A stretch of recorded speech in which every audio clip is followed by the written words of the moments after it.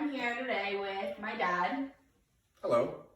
and Junior, my dog. So I'm gonna just ask you a few questions about COVID-19 and like what we've been going through recently. So first question, what were your thoughts on COVID-19 before the isolation?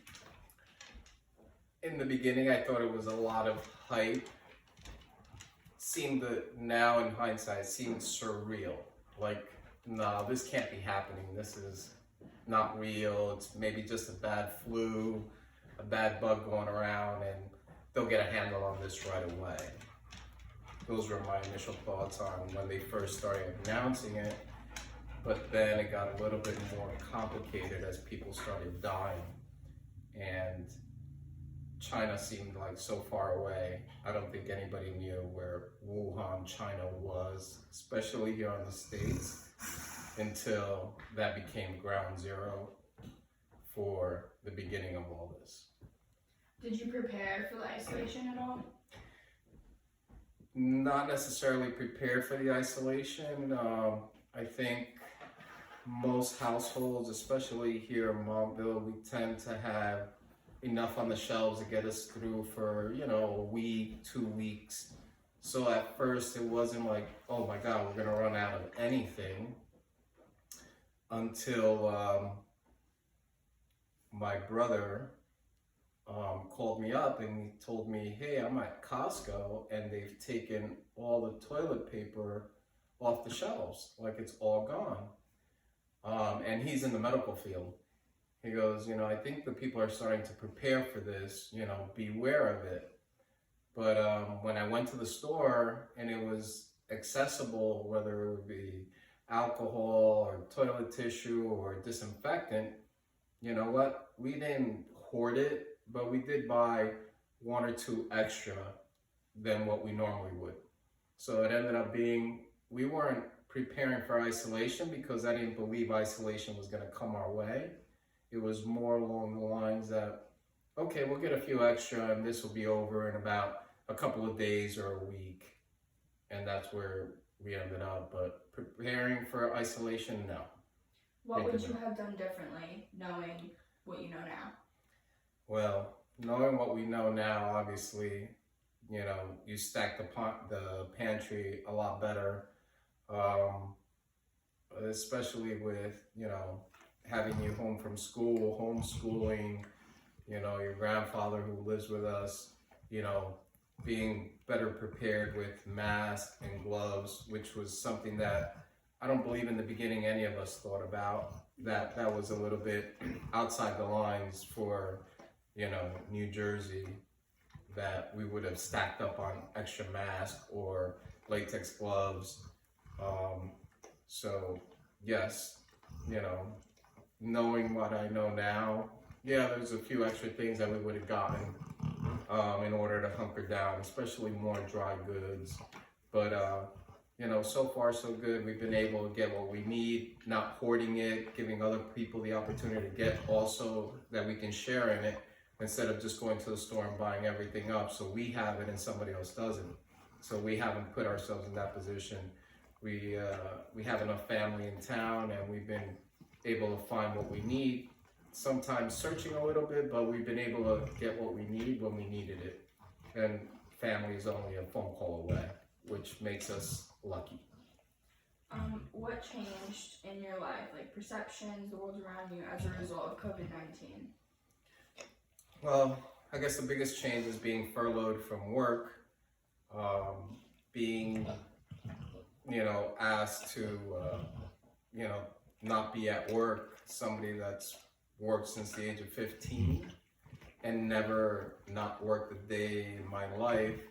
It seems surreal right now to be able to be home while you're homeschooling, and I'm trying to do work from home.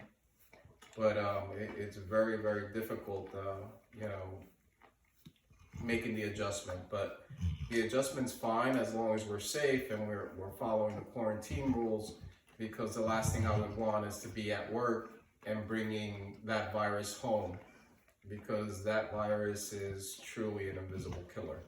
You don't know where or when it's doesn't matter if it's cold or if it's hot, it will survive. Just because it's cold outside, it doesn't mean that you can't get it. Just because it's very hot outside doesn't mean you can't get it. So there is no perfect place where you can go to hide from the virus. What was your daily schedule like before isolation? My schedule before all this began was rise at 6 in the morning, get ready for work, leave for work at 7:15, be at work from 8:30 in the morning roughly till 9 o'clock in the evening, and return home by 10 o'clock at night.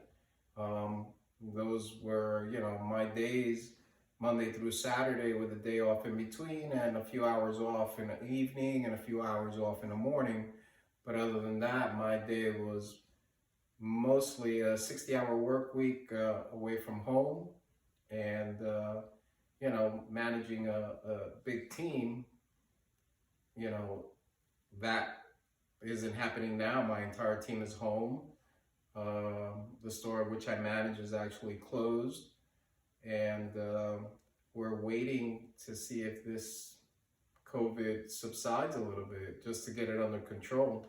Understanding that, number one, myself being safe, not being selfish, but I can't afford to get my family sick, and my team being safe, that they don't get their families sick, and our clients not getting sick by us or them bringing the virus into our store.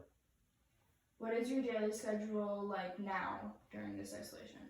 Well, my daily schedule right now is a little bit different. Rise about 7:30, get ready, have a cup of coffee, have a bagel with my daughter. Sometimes we'll have breakfast. Log onto the computer by 8:30, which is basically about the time that, my work day would start.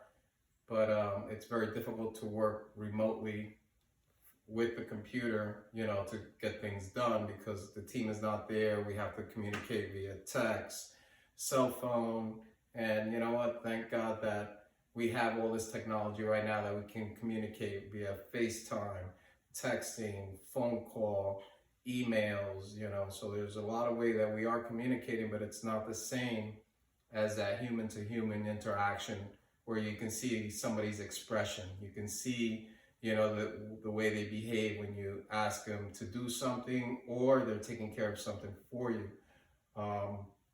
And then, have lunch with my daughter, help my wife cook dinner, because my wife is, the only one that's actually working, and she's working in a big office all by herself right now. So her day is a little bit extreme also, because it's difficult to work when there's nobody around you in a big place all by yourself.